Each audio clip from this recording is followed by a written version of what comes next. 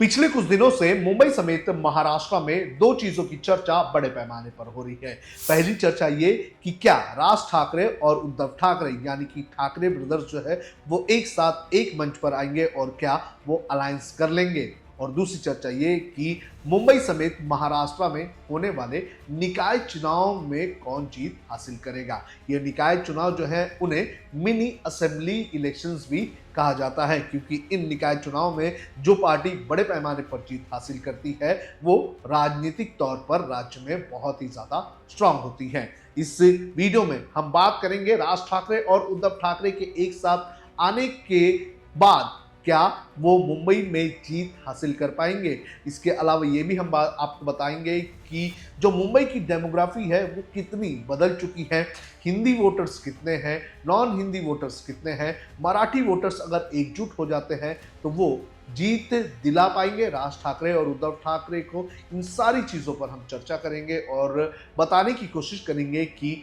मुंबई का किंग कौन बन सकता है। नमस्कार, आप देख रहे हैं लोकमत हिंदी, मेरा नाम है सोनू कनौजिया। सबसे पहले बात करेंगे बीएमसी की। बीएमसी देश की सबसे बड़ी म्युनिसिपल कॉरपोरेशन है। देश के 8 राज्यों से भी ज्यादा बजट जो है वो बीएमसी का होता है। तो ऐसे में बीएमसी को एक स्टेट की तरह हम कंसीडर कर सकते हैं और यहाँ पर एक तरह से पैसे की बारिश होती है। और इस बीएमसी पर जिसका कब्जा होता है वो पार्टी जो है वो फाइनेंशियल तौर पर और राजनीतिक तौर पर राज्य में काफी ज्यादा मजबूत होता है। पिछले 25 सालों से यहाँ पर शिवसेना यानी कि शिवसेना यूबीटी का दबदबा रहा है। पिछले जो चुनाव हुए थे 2019 में, उस वक्त जो है वो शिवसेना और बीजेपी के पास लगभग सेम सीटें आई थी, लेकिन बीजेपी ने उस वक्त शिवसेना को अपना समर्थन दे दिया था। यानी कि पिछले 25 साल की लेगेसी की अगर बात करें तो बीएमसी जो है वो शिवसेना यानी कि ठाकरे परिवार के पास रही है। लेकिन अब डेमोग्राफी बदल चुकी है, राजनीति बदल चुकी है, दोस्त और दुश्मन बदल चुके हैं। तो ऐसे में सवाल ये उठने लगा है कि मुंबई का किंग कौन बनेगा।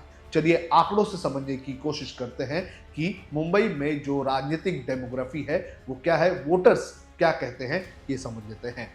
सबसे पहले बात करें तो मुंबई में टोटल अगर कुल मिलाकर देख लिया जाए तो मुंबई जो डिस्ट्रिक्ट है जिसमें उपनगर वाले और टाउन वाले जो इलाके आते हैं उसमें लगभग 58 लाख वोटर्स हैं।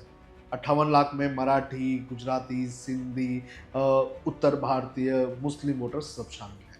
तो टोटल 98 लाख मुंबई में वोटर्स हैं।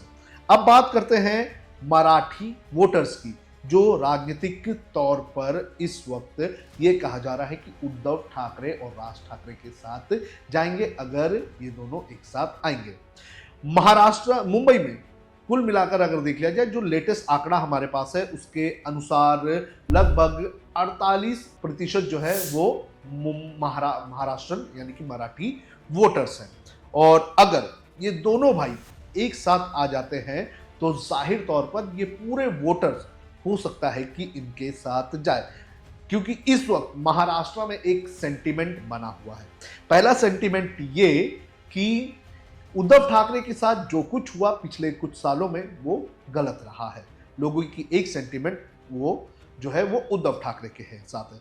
दूसरे सेंटीमेंट ये है कि ठाकरे परिवार जो है, जो परिवार टूट गया था वो परिवार एक साथ आ रहा है। अगर ये परिवार एक साथ आता है, राज ठाकरे और उद्धव ठाकरे एक साथ अलायंस कर लेते हैं, तो मराठी वोटर्स जो है वो एकजुट होकर मुंबई के राज ठाकरे और उद्धव ठाकरे को वोट देंगे।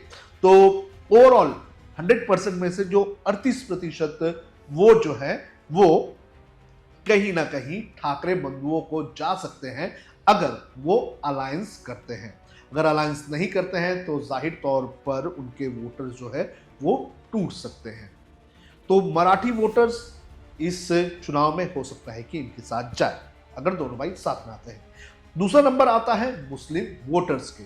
देखिए, मुस्लिम वोटर्स की अगर बात करें तो अलायंस की सिचुएशन में अगर उद्धव ठाकरे और राज ठाकरे साथ में आते हैं तो जाहिर तौर पर ये मुस्लिम वोटर जो है वो चला जाएगा इस अलायंस के साथ, क्योंकि पिछले कुछ 5 से 6 सालों का हमने अगर एक ट्रैक रिकॉर्ड देखा है तो मुस्लिम वोटर्स जो है वो बड़े पैमाने पर उद्धव ठाकरे के साथ रहे हैं। तो इस 19 में से लगभग 15% वोट जो है वो उद्धव ठाकरे के साथ जा सकता है, और उद्धव ठाकरे के साथ गया तो जो संभावित अलायंस की चर्चा चल रही है उसमें राज ठाकरे को भी फायदा होगा।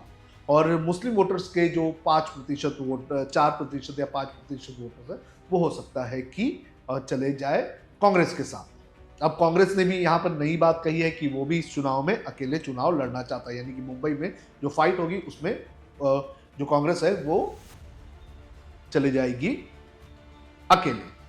अब अगर इन दोनों वोटर्स को मिला दें, मराठी और मुस्लिम वोटर्स को, तो 35 प्लस 15 अगर मैं ऐड कर लूं तो 50% के आसपास वोट जो है वो ठाकरे बंधुओं को जा सकते हैं।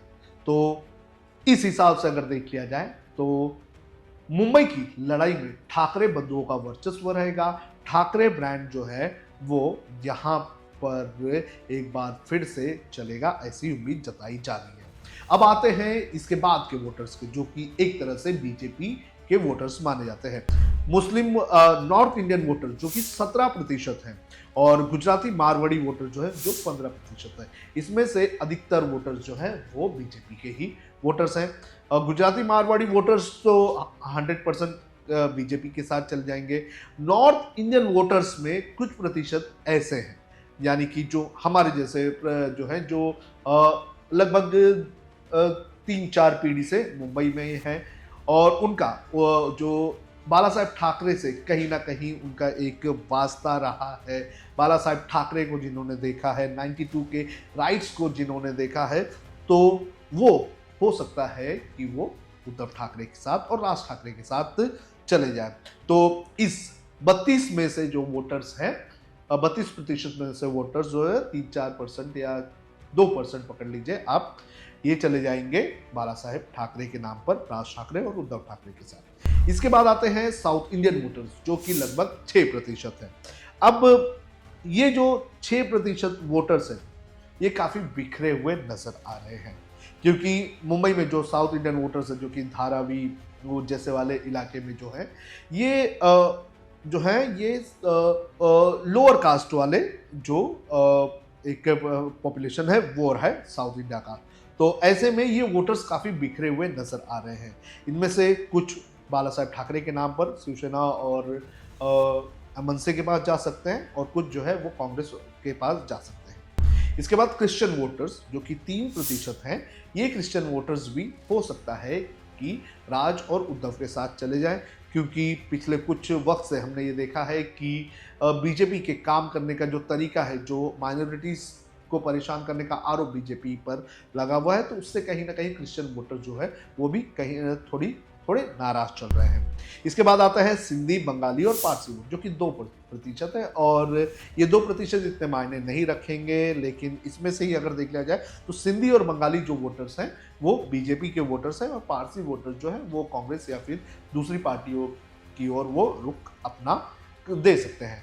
तो इस तरह से मुंबई की जो चुनावी डेमोग्राफी है वो हमें देखने मिल रही है, और जो हालात बने हुए हैं, जो सेंटिमेंट्स बने हुए हैं, जो मोमेंटम राज ठाकरे और उद्धव ठाकरे के पास इस बार बना हुआ है, और जो वोटर्स की संख्या है, उससे कहीं ना कहीं ये लगता है कि बीएमसी का किंग तो ठाकरे ही होगा। ठाकरे परिवार को इस बीएमसी के चुनाव में कहीं ना कहीं अपर एज जरूर है, और जो मराठी अस्मिता वाला जो सेंटिमेंट है, जो एक मोमेंटम बना हुआ है, उस मोमेंटम का फायदा आने वाले बीएमसी के चुनाव में जरूर होगा।